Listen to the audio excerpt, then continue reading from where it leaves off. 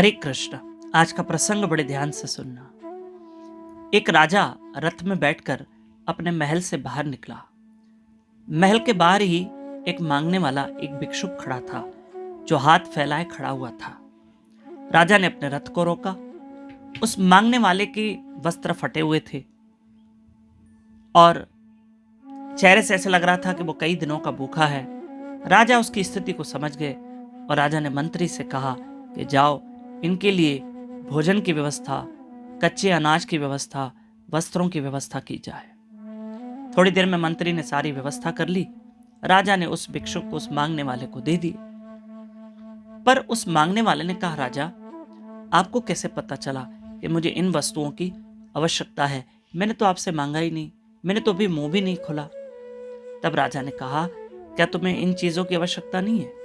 कहा, हाँ राजा, मुझे इन्हीं वस्तुओं की आवश्यकता है, पर मैंने मुंह खोला ही नहीं और आपने पहले ही मुझे ये सब चीजें दे दी। राजा ने कहा, तुम्हारी स्थिति को देखकर मैं समझ गया तुम्हें क्या चाहिए, क्योंकि मैं यहाँ का राजा हूं और तुम्हारे इस चेहरे को देखकर ऐसे लगा कि तुम बहुत दिनों के भूखे हो।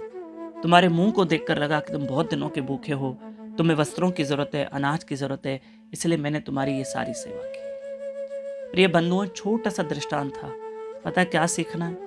जैसे वो भिक्षुक जाके उस राजा के सामने खड़ा हो गया तो राजा को पता चला ना इसको क्या देना है, इसको किस चीज की आवश्यकता है। ऐसे हम भी मंदिर जाएं, बस भगवान के सामने खड़े हो जाएं, भजन नाम स्मरण करें। मेरे ईश्वर को सब पता है इसको क्या चाहिए और क्या नहीं चाहिए, वो सब जानता है।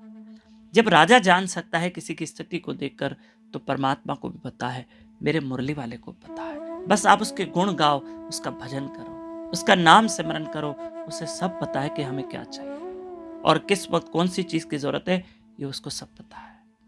मैं आपको एक और प्रार्थना कर रहा हूं, प्लीज आप मेरे साथ गोवर्धन परिक्रमा करोगे, पर मानसिक, घर बैठे। गोवर्धन परिक्रमा 21 किलोमीटर की, जिसको करने में 5 घंटे लगते हैं, पर ठीक है, हम घर बैठे मानसिक परिक्रमा करेंगे। कैसे? मेरे साथ 7 अगस्त से लेकर 11 अगस्त तक मेरे साथ सुबह डेली 4:30 से 5:30 बजे ब्रह्म मुहूर्त में उठकर मेरे साथ जप भी कीजिए। गोवर्धन भगवान की महिमा सुनी और उनके इर्द गिर्द जितने पवित्र स्थान है जो परिक्रमा मार्ग पे आते हैं, उन स्थानों की महिमा सुनिए। Only on YouTube channel Damodar Das पे लाइव रहकर। हमारे यूट्यूब चैनल दामोदर दास को जरूर सब्सक्राइब करना, ये कथा आगे भेजना। और नए भक्त हमारे साथ जुड़ सकते हैं इस नंबर पे, व्हाट्सएप पे 7066728666। इसी नंबर पे अपना और अपने शहर का नाम व्हाट्सएप पे लिख के भेजिए। तो 7 तारीख से रेडी रहिएगा, हम सब मिलकर गोवर्धन परिक्रमा करेंगे, मानसिक परिक्रमा। बहुत महिमा सुनिए, जन्माष्टमी नजदीक है। हरे कृष्णा।